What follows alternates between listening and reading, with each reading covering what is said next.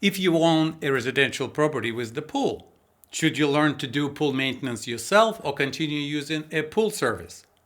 Here in Sacramento area where I live, 20% of properties have a pool. The average cost to hire a pool service to maintain your pool is about $1,700 a year. As my family and I moved around the country over the years, I learned to do my own pool maintenance. This is our third property with a pool. In this video, I discuss what's involved in maintaining a healthy, sparkling pool by yourself, how much effort it requires, and how much you can expect to spend on pool supplies in a year. Hello and welcome to Telvia. In my view, as an owner of a property, I need to know how the systems on the property work and how to maintain and troubleshoot them. This includes landscaping, water supply, electrical, irrigation, and swimming pool systems. Outsourcing residential systems maintenance is expensive, and dealing with service providers can be a frustrating experience. I found that by learning about how each system works and by having the elementary tools on hand, I can maintain, troubleshoot, and repair most of problems that occur on our modern household. Swimming pool maintenance, in my opinion, is the easiest to learn and do yourself. Let's break down the pool maintenance tasks into three categories: pool hard surface cleaning, water chemistry maintenance, and pool pump and filter maintenance. To keep the pool hard surfaces like sides and bottom clean, I use an automatic pool cleaner from Maytronics. This electrically driven device crawls on the bottom and sides of the pool while brushing the surface with a rotating rubber brush. A 24-volt electric motor-driven filtration system removes algae, small environmental debris, and pollutants like dust and pollen. This system can be set to run every day, every other day, or once a week. The device filters needs to be cleaned every week to ensure its effectiveness. Cleaning of the filters is easy and can be done with a garden hose. Large leaves, tree branches, and other debris that may end up in the pool need to be removed manually with a pool mesh skimmer on a telescopic pole. A pool brush on the pole is another tool I use to periodically brush pool corners, steps, and curves that our Maytronics cleaner has trouble reaching. Depending on the season and weather, I spend about 15 to 30 minutes a week on pool maintenance tasks. Removing debris from the skimmer well baskets, removing large debris from the bottom of the pool with a hand skimmer, spot brushing the corners and curves of the pool, and rinsing the filters on Maytronics pool robot. I typically do these chores early in the morning or at sunset in the summertime, and during the warm part of the day in winter, so the tasks feel more like fun rather like a chore. Maintaining the balance of the pool chemistry is the second task for maintaining pool health. The key parameters of pool chemistry are its chlorine level, pH, which is a balance between acidic and alkaline ions, buffering capacity, that is ability to maintain pH within normal range, water hardness, the level of calcium ions, and level of phosphates, nutrients promoting algae growth in pools. There are a plethora of kits for measuring these parameters available in pool stores and online. Performing the test to measure these parameters does not require any specialized equipment, and instructions for how to do it are easy to follow. Let's quickly perform all of these tests for my pool right here in my backyard, so you can see how simple and straightforward they are. The chlorine level, pH, and buffering capacity tests are typically sold as one kit like this one. We take a small sample of pool water, fill the chlorine and pH test chambers in the test fixture, and add reagents drop-wise per instructions. The level of chlorine and pH values are determined by comparing the color of the solution after adding the test reagents to the color charts on the side of the test fixture.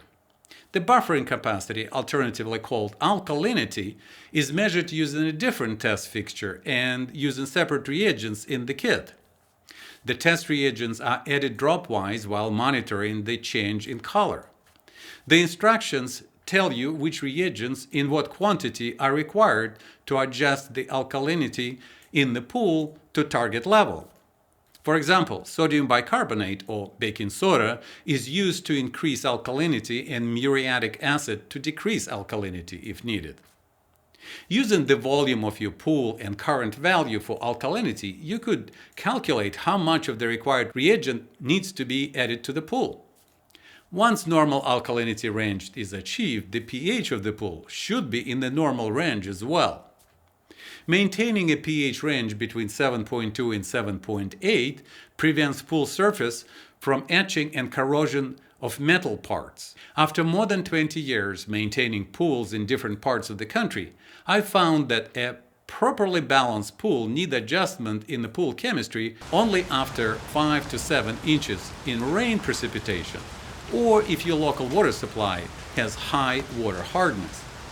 Many pools are designed to offset water loss by evaporation and automatically maintain their water level using a floater-based fill valve. In California, pools lose quarter to a half of an inch of water level per day to evaporation, and that water is replenished by fresh water from your water supply source. If your water supply has high hardness, over time the hardness of the pool water will increase above normal. High hardness water leads to a buildup of calcium deposits at the water-air interface. In contrast, in areas like California, where most pools are not winterized, high rain precipitation causes dilution of chemicals in the pool and reductions in buffering capacity or alkalinity and calcium levels. Remember, the pool is kept full by an automatic water fill valve. So when the rains fall, it mixes with water in the pool and the excess water is released outside of the pool. This effectively dilutes the pool reagents.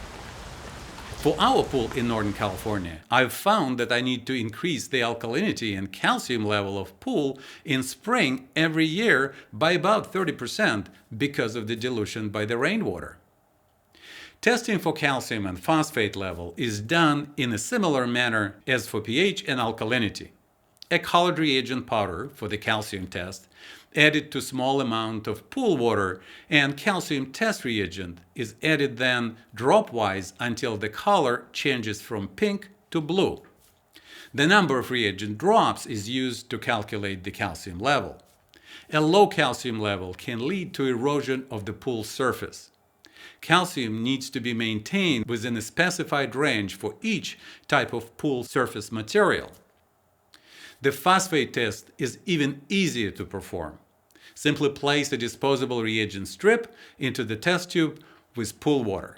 Invert tube 5 times and observe the intensity of the blue color in comparison to the color chart with corresponding phosphate concentrations. Phosphates are introduced to pool water by organic matter from fallen leaves as a pollen, by insects, human use, etc. Algae uses phosphate as a nutrient for growth during warm summer months. To avoid greenish-yellow algae quickly covering pool surfaces, phosphate levels need to be kept as low as possible. Special reagents containing lanthonide chloride are used to remove phosphates from pool water. Lanthonide is a rare earth metal ion that reacts with phosphate, forming an insoluble salt that gets filtered out by the pool filtration system. In addition to phosphate removal reagents, it is recommended to use algicides, chemicals that impede the growth of algae. Most algicides contain copper salts that are blue in color.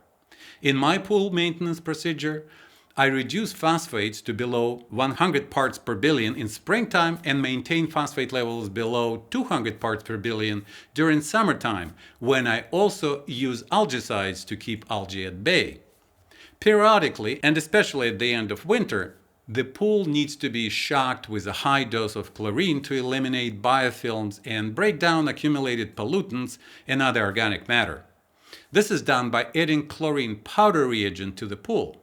I prefer to slowly Add powder directly to the intake skimmer. Bright midday sun quickly destroys reactive chlorine intermediates, so it is recommended to add chlorine shock powder at the end of the day and allow it to do its work overnight. I shock my pool about 3 to 4 times a year depending on its condition. To keep water in the pool clean every day, especially during hot summer periods, it is recommended to maintain a low chlorine level in the pool water by placing chlorine tablets into chlorine floaters. The rate of tablet dissolution can be controlled by the size of the opening in the floater.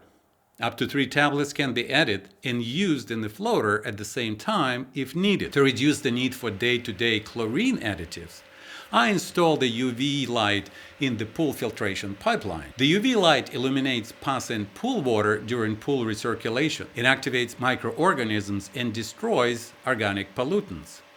Our use of chlorine tablets has been reduced by half after installing this UV light. The UV light bulb needs to be replaced about once a year. Since we're already in the pool equipment area, let's talk about pumps and pool filter maintenance. Upon moving to this property, I personally replaced the main pool pump and recirculation pump used to move water from the lower spill pool to the main pool. The previous pumps were functional, but extremely energy inefficient. These IntelliFlow ultra energy efficient pumps from Pentair have variable speed motors that consume in daily recirculation mode only 100 watts of power. These new pumps and UV light unit were installed 7 years ago, and the system has been trouble-free since then, yielding a good return on this equipment investment. Pump filter maintenance is probably the most laborious part of pool maintenance. Removing filters from the filtration chambers can be awkward and they are heavy. On the warm summer day, however, using the water hose in your backyard to wash these filters is not too much trouble. I like listening to a good audiobook while washing trapped material from the folds of the filters. It takes a bit of time, so finding a comfortable chair helps with this chore. The good thing is that for our pool, the filters need to be cleaned only 2 or 3 times a year. So that's it. I showed you all I do to maintain our pool. Let's tally up the total time and cost in this do-it-yourself project. Weekly manual pool cleaning on average between summer and winter months is 20 minutes per week, multiplied by 50 weeks is 4.3 hours. Pool chemistry testing 4 times a year, each 20 minutes long, results in about 1.5 hours spent on that. Pool filter cleaning 3 times a year, 1.5 hour each cleaning, yields 4.5 hours, and ordering supplies and small repairs add additional 3 hours extra per year. This totals to about 14 hours a year. For the reagents and the UV bulb, we spend on average $160 per year. Perhaps you could argue that it is worth it to pay a pool service company $1,700 a year to do what I just described. The question in my mind would be how diligently and carefully these tasks are done by a pool guy. I like to be in control of things that I own, at least as far as maintenance is concerned, and doing things myself, even if I can afford to outsource them, gives me the peace of mind that the job is done correctly and the satisfaction of being self-sufficient. Maybe I just like tinkering with stuff. Perhaps you too. If so, I hope you found this video useful or at least entertaining. To watch more videos like this, please like, comment, and hit that subscribe button. See you next time. Cheers.